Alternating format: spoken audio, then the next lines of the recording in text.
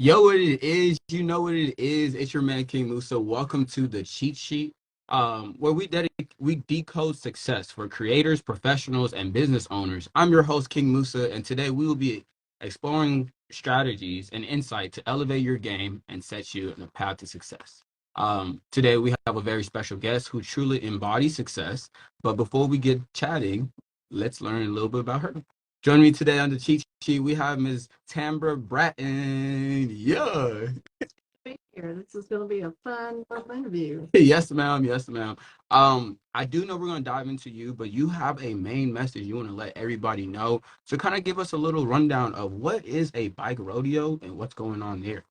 Saturday on the 23rd between 9 and 11 in front of the Coliseum, we are going to set up a little pretend type city. TxDOT is coming. I have a lady called from San Jacinto that's bringing all the goodies for the bike rodeo, Mona Lisa Fisher. I met her back in September of last year in Beaumont. And we will paint a little course for them to ride. We'll set up cones.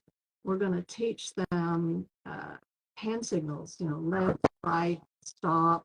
Um, and if they don't have a bicycle helmet, we will give them a bicycle helmet and Really? 150 helmets. So we should have everybody covered that does not have a helmet. And if they don't have a bicycle, Yeah. TxDOT will have loaners that they can ride as well. And they encourage families to come, kind of ride with your kids. We're also going to be giving some bicycles away as well. I believe we have 4. I don't know if we're going to get the other 2 yet, but we're working on it. And we're just going to have a good time. We're going to have 2 UPD officers down there on bicycles, and we're going to have a fire truck, an ambulance, and possibly a sheriff's deputy is going to come down there with us. We're going to have the Girl Scouts come down, set up, and pass out their information. And I told them to bring their bicycles to come ride. Yeah. We're just going to have a really good time. Wannenberger has graciously donated cookies. Yes. Shout out Waterburger. And so we're going to pick up some other little snacks. We have Miles from the bike shop that's going to be down there. He's going to check all the kids' bikes for free. This is a free event. Yeah. So he'll make sure that there's air in the tires, that their brakes are working good, the chain's okay. So what will happen is when they check in, we'll have little cards for them to fill out, name and age, and they will go to certain stations before they ride the course. They'll go and make sure that their bike's okay. They'll go to the station with the helmets, make sure their helmet fits properly. Or if they don't have one, we will give them a helmet and make sure that it fits. Yeah. And then they will move on to the course where TxDOT will help them go through the course and teach them, some safe rules of the road. And then when they get through, they get a little goodie bag. So we're planning on having. That sounds like a lot of fun. It's just for kids. Some older kids can come as they like. It's just for everybody. It's designed for the family. We just encourage, because I know there's a lot of people that ride, and I see parents with kids, going up and down Regay Street. I mean, even on campus, I see parents with their bikes, doubled bikes, like the pairing ones, like they're literally together with their kids. It's a really pretty place to ride a bicycle. There's a lot of gorgeous flowers and little curves. And Can I tell you something? Can I tell you a secret? So I had a bike on campus, and I used to ride with no hands. Like I probably should have went to your safety course, but I look there. I met a dude with a tricycle and every not tricycle, unicycle and everything. We had fun. But then my bike got stolen because I didn't lock it up one day, and gone, depressed, sad. But yeah, it was beautiful though. I think it was really fun. Again, don't ride your bike with no handles. It's not safe. It's not safe. Seeing people on unicycle, and some of them were extra tall. I don't know how they got up there and got those things going. They really don't. But we're just going to teach them and remind adults a little bit about the rules of the road, because I have seen adults riding in town against traffic. You should be riding with traffic. You need to treat yourself like a vehicle. Interesting. You need to stop at the stoplights. You need to signal if you're turning left or right, and the hand signal for stop. And we're talking about regular bicycle. This is when you pedaling. Wow. And don't go don't go through the stoplight. You need to stop just like the vehicle does. I mean, a long time ago, I seen a city police officer give a cyclist a ticket for running a red light. Well, what if I take the little curve? Like, what if I get on the walking curve? That I can't just keep going. I really have to wait behind that. Wait, like, and especially even at the four-way stop, if there's a four-way stop, you need to stop, look both ways. Um, and it's just a safety thing. You need to act like you're a vehicle when you're riding, and you'll stay out of trouble. That makes sense. What about, okay, so you said go with the traffic. I'm on a bike. The most I'm going is 60 speed, and I'm barely even going there, So you're under 10. North Street, I don't know if you've seen North Street, Yes. but it don't look like that's the place to ride a bike. I believe you can ride on the sidewalk in Nacogdoches, in the city of Nacogdoches. This way you don't get hit. Now, they used to have a bicycle club that would ride on the loop. Mm-hmm. Of course, now if you've got traffic behind you, there's a group of you need to move over to the shoulder and let the traffic pass. Okay. You want to be safe. You don't want them to run over you. But it is scary. It's something you just kind of have to get used to, and really. But You need to add a motor on it. That's what you need to do. Sidewalks, and since the city has been putting in sidewalks all up and down North Street, so I would ride on the sidewalk. But then again, if you come to a stoplight and you're on the sidewalk and you have a red light, you need to stop. Really? That's crazy. You need to stop and wait for your light to turn green. You're gonna get me in trouble. I gotta be careful. I don't tell them myself. So then one more thing about we'll get into motorcycle safety a little later. But about the rodeo, remind us, when is it again? It's this Saturday from 9 to 11. It looks like the weather's going to be gorgeous, so that makes me happy. And is that the Coliseum, you said? It's the Coliseum parking lot. We're going to be towards the south end or somewhere in the middle. It looks like it may rain tomorrow. I'm not sure if they're going to be able to paint tomorrow. Okay. But we'll just have to play that one by ear. We may be painting early Saturday morning, the little course. But it's going to be a lot of fun. We encourage families to come out. Like I say, we got bikes we're going to give away. Yes. We're going to make sure everyone has a helmet, that they're going to be safe. Look at that. A lot of fun. It's going to be what I like to call controlled chaos. It's not fun if there's not food. Is there any food? Well, I think we're going to have goldfish, and we're going to have cookies, but feel free to bring your snack. Yes. Okay. But we're going to have a lot of fun. And we're going to also have the little brain minder puppets with us from the puppet club. We have one named Jeffrey, who we found a little bitty bicycle helmet to go on this puppet. So when we talk to the kids, he has his bicycle helmet on because he talks about bicycle safety. Mm-hmm. And then we have a couple others. One who is Penny the Panda, who sits in a car seat and goes over about seatbelt safety. And then there's another one called Fiona Fox that reminds children, do not run out into the road without an adult. If your ball goes out there, leave it there, go get an adult. Look both ways where you go out to the street. Yes. I don't want kids running out the street. And then there's Martin the monkey who climbs the trees, and he talks about playing on a playground that's got softer material. Don't go higher than, if you fall, you don't want to get hurt. Right. Okay.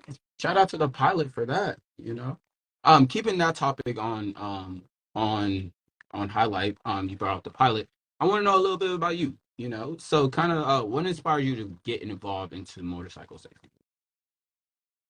I didn't start riding until 2018. I've always ridden as a passenger. And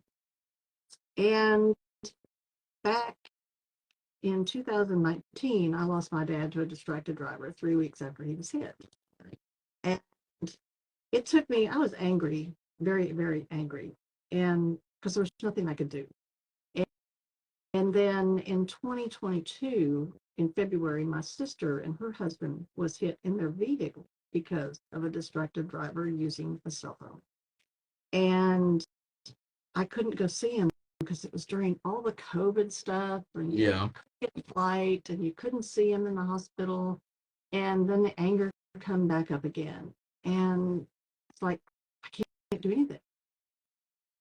And when my sister started recovering, she started focusing on what she could do. Yeah. So I started focusing on what can I do? What can I do to talk to people? And so I got with Melissa McKnight with TxDOT in Lufkin, and I said, how do I go about getting the word out for talking about motorcycle safety? You know, about putting the phone down, paying attention to where you're going, look twice type of thing. And I said, do I set up at the Harley shop? She says, no. She says, y'all know. They already know. Y'all know the risk. She says, think outside the box. So at the time, there was a lady that worked at the high school, and Monica Newberg, she was teaching a class for law enforcement for students at the high school. Yes, ma'am. They learned all about the aspects of going into that type of career. And I noticed that she was having guest speakers come in from the city, DPS, the fire department, EMS. And I said, hey, can I come and talk about motorcycle safety with the kids? Would they like that? Mm-hmm. So she said, sure. So I loaded up my bike and trailer that day, and I got to ride into the Career and Technologies building. It's so large. Yeah. And so when I pulled in with the motorcycle, of course, everybody's in class, and I kind of felt like, oh, you can't go any farther. You know? And it turned out to be a really good thing because I talked about the safety aspect of them staying off their phones because there's a lot of new drivers. I thought we'll start targeting new drivers. Maybe they can get into some healthy habits when they drive. Yeah. And it went over pretty good. I passed out a lot of information, and I went, okay, I can do this because it's been a while since I've done any public relation things, and not working anymore is kind of like, how do you get started in all this again? And so I came back last year, and last year I brought 4 more people from our local hog chapter from Lumberjack Harley that came with me. So they got to see all the different sizes of bikes and hear from a lot of us on different aspects. And we got to start them up. We honked the horns, you know, all that sort of Gave them the experience, yeah. You know, and so it's been kind of fun. It's been great. And then when I got into the pilot and all this, and this came about, and I brought you all a flyer, and Tom Reynolds just was so excited to get it. And then we got to talking about me coming to speak about, you know, the safety aspects. And we're here now, y'all. That's how it worked. Yo. I love it. Anywhere that I can get the word out to make people more aware that we're out there. I mean, it can transfer to bicyclists. It can transfer to pedestrians. Mm-hmm. And we need to watch out for each other.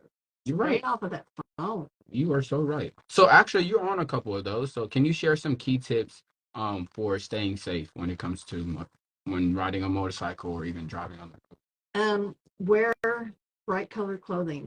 I have a lot of neon shirts I'll wear. I have a big patch on the back of my vest that says Frankenstein Trikes because that's what my trike is. It's bright orange. I wear a lighter colored helmet, red, mostly white, but it's got blue and red stripes on it. My lights are on bright all the time, so people coming, they can see me.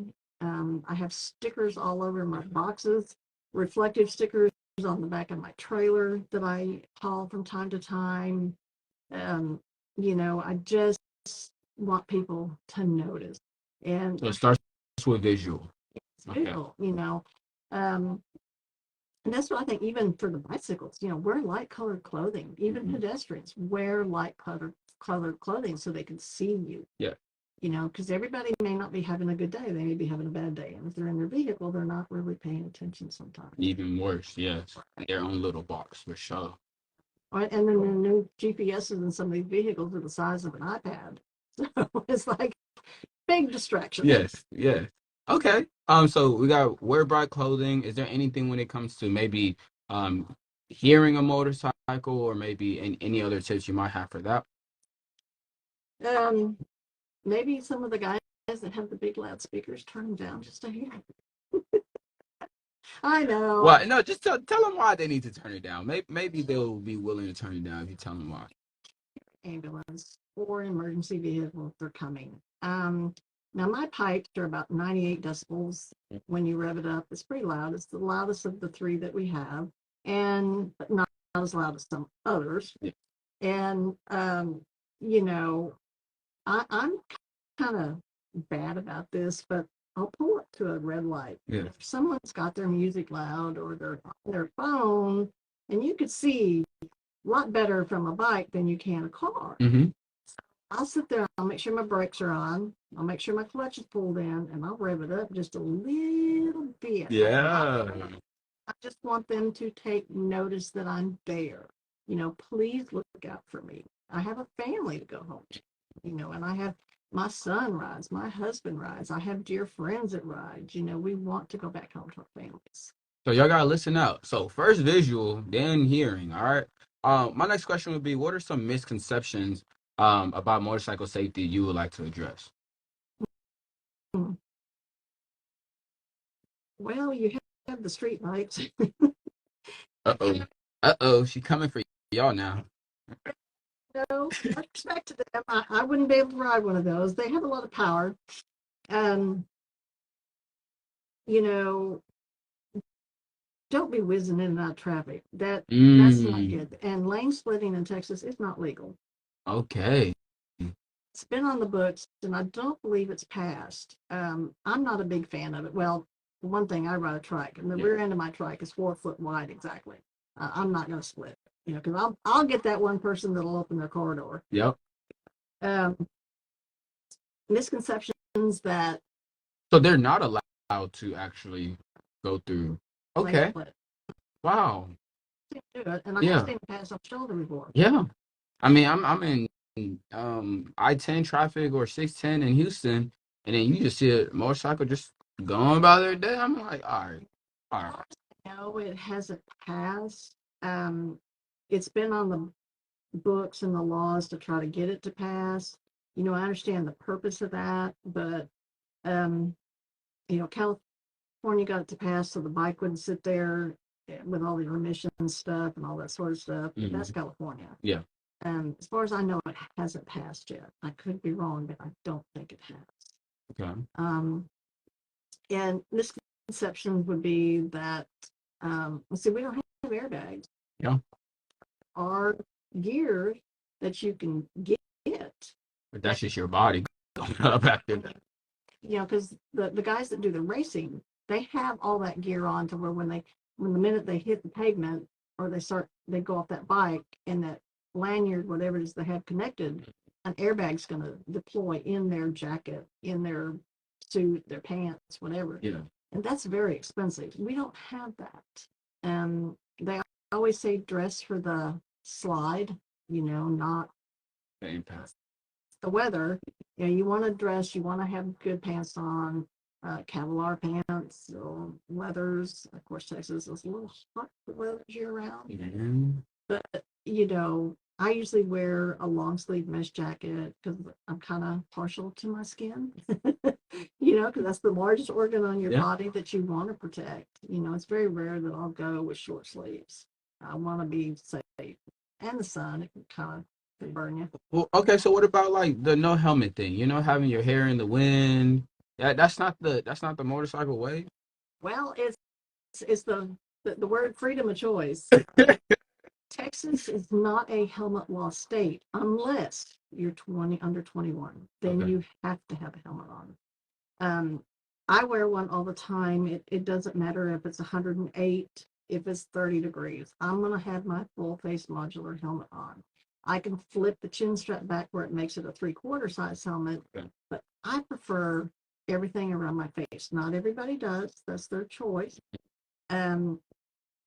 Back in 2019, I happened to have a wreck.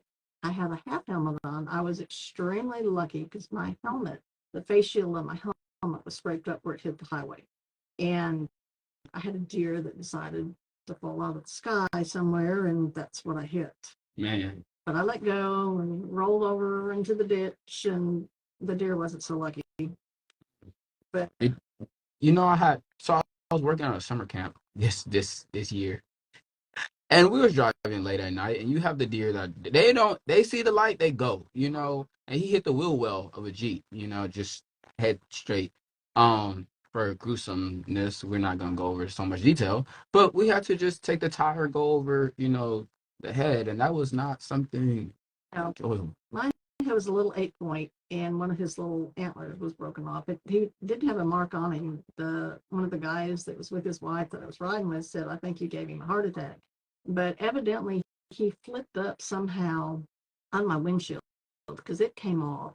I let go on impact, which is the best thing I ever did, and like I say, skipped across the highway, and I thought my bike was breaking up. I thought I heard parts going everywhere, but no, it was stuck in the roll and it got tangled up with the deer, and it landed a good ways away from where I landed, going the opposite direction of what I was going. Exactly. Yeah. And the bike kept going. Okay. It kept, even though once they tip, the engine turns off because there's a tip sensor in them. Even the trikes that come as a trike, there's a tip sensor because once they tip, you need that engine to shut off. And it did, but it just got entangled because I was going 55. Yes. And it just kept going, but I didn't know that's what it was doing until I seen the pictures later, and I was a little shocked. But I was mad when I hit the ground. Yeah. Feel any pain till they loaded me up at the ambulance. Let's actually dive into that a little bit about your experience. How important is a mindset when it comes to being like on a motorcycle or motorcycle safety? When you get on the bike, you need to have your mind on that bike. You need to respect that machine, because it can come back and bite you. You need to, if you've had a bad day, you need to keep that there on the ground. Wow. Not your bike. You need to leave it there. You need to have full attention on the road because you're watching out for yourself and you're watching out for all the other vehicles, everything around you. You need to, that's what a lot of us ride, to de-stress. Okay. So how do you, I'm getting off work, getting off school, I'm getting on my bike. Um, Even if school or work was stressful, you're telling me literally as you're touching the bike or getting ready to get on the bike, I'm enjoying this time. You need to leave the problem before you crank that engine. This way you have full attention on the road, full attention of your safety and anybody that's riding with you or watching the vehicles, and more so at night. Yeah. Now my bike is black, so it's not really bright, but I do have reflectors on my boxes, and of course I have my lights. But I usually don't ride at night. I'm getting older, and vision is kind of funny at night to me. It's not bad, but I just prefer not to ride at night unless I just get stuck to where, okay, I have an hour to go, then I can come home. Yeah, I like that. So can you share a personal experience where you having the right mindset have saved you to avoid a potentially dangerous situation while riding? Probably like with all the things when I found out my dad had passed away. We weren't notified of the accident until 3 weeks later the day that he passed away. That anger rose big time. And I had rode my bike. At the time I was keeping my grandson, and I rode, uh, up there on Sunday afternoon, and I had to ride home that Friday. Yeah. So I had to leave the anger and the grief until I got back home. Um, when I went to my first rally in 2019, a couple months after he passed away in June, I rode my first ever solo ride, 5.5 hours to Atlanta myself. That was very therapeutic, but I couldn't think about him and the incident that we were fixing to have to go through with the civil lawsuit and other things that might have been bothering me. I had to concentrate on the road because I've only been riding a year. Yeah.